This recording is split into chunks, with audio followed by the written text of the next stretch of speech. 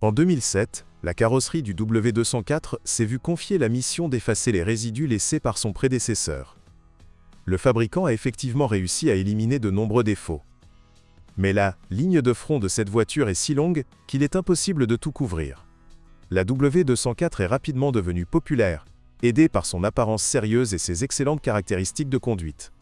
Même aujourd'hui, alors que les exemplaires pré-restylés, avant la production en 2011, entrent dans l'âge adulte, on ne peut qu'envier leur popularité sur le marché secondaire. Malgré un fonctionnement assez coûteux et une fiabilité moyenne, ils stockent bien l'argent tout en restant assez liquides. Le principal problème du choix est la variété des moteurs, que nous essaierons encore de comprendre, quoique brièvement. Initialement, plusieurs moteurs 4 cylindres de différents degrés de puissance, d'un volume de 1, 8 litres, 156, 184 et 204 chevaux, ont été fournis sur le marché ukrainien. Après restylage, le moins puissant d'entre eux a été remplacé par un bloc 1, 6 litres d'une puissance quasiment identique de 154 chevaux. Tous ces moteurs ont un malheur commun. En hiver, en raison du sous-chauffage lors des courts trajets en ville, de l'essence pénètre dans l'huile moteur. Pour le dire intelligemment, les caprices étaient à l'origine de la forte augmentation de la puissance maximale et de l'atteinte plus précoce du couple maximal. Les concessionnaires reprogrammaient les cerveaux, mais dans l'ensemble, le problème ne pouvait pas être résolu. Dans les moteurs à essence équipés d'un compresseur mécanique CGI, il convient de surveiller l'état de la chaîne de distribution. Il étend sur 100 000 km. Et seul un équipement spécial permettra de déterminer le degré d'usure.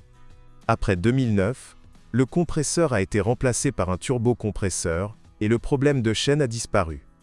Et en général, il y a ici plein de points faibles. La poulie du générateur, le thermostat, l'embrayage du compresseur de climatisation, les fuites d'huile, le liquide de refroidissement. Peut-être à cause de tout ce qui précède, beaucoup choisissent un V6 atmosphérique fiable de 3 litres, 231 chevaux, ce qui implique une transmission intégrale avec l'avantage d'une répartition du couple en faveur des roues arrière. Plus tard, il a été remplacé par une unité similaire de 3,5 litres. Il y avait également un moteur diesel CDI de 2 litres développant 170 chevaux. Les problèmes surviennent rarement avec eux non plus. Et en termes de dynamique, les deux moteurs ne manquent pas du tout. Il y avait bien sûr une version de 457 chevaux du C63 AMG, mais c'est une chanson à part qui n'a aucun sens de chanter ici. Il n'y a qu'une ou deux voitures à transmission manuelle sur notre marché. Fondamentalement, les W204 étaient livrés dans la série spéciale, avec une transmission automatique 7G-tronique. La box n'a reçu aucune plainte, mais la lubrification doit être soigneusement surveillée conformément à la réglementation. Des fuites d'huile se produisaient souvent. Bien sûr, d'innombrables autres versions avec une grande variété de moteurs diesel nous sont parvenues depuis l'Europe, mais il n'y a ni le temps ni l'endroit pour s'y attarder. C'est rare. La carrosserie et la peinture sont hors compétition, c'est un péché de trouver à redire. La peinture adhère fermement, la galvanisation fonctionne de manière fiable, le fond résiste à l'impact des réactifs en 5 points. Il n'y a pas non plus trop de questions concernant les problèmes électriques. Les phares embués ne comptent pas. Compte tenu de l'abondance de flou électronique et de la complexité de nombreux systèmes, le niveau global mérite un honnête 4. L'un des problèmes courants est la perte de masse des feux arrière. Ils s'estompent d'abord, puis s'éteignent.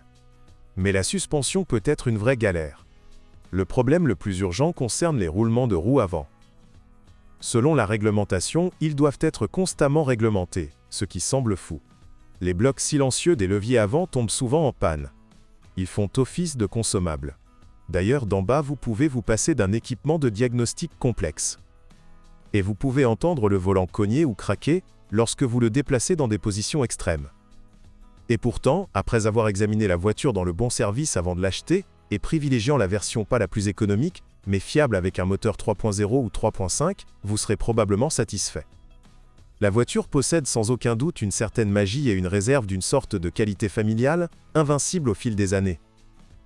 Bonjour les amis, vous cherchez une voiture d'occasion, vous devez prêter attention au site web carm.pro. Carm.pro est grand catalogue de voitures, moteurs, boîtes de vitesse. Et le meilleur, c'est que vous pouvez trouver des informations sur les pannes de n'importe quelle pièce. Complètement gratuit. Allez sur le site web carm.pro et découvrez tous les éventuels points faibles des voitures d'occasion.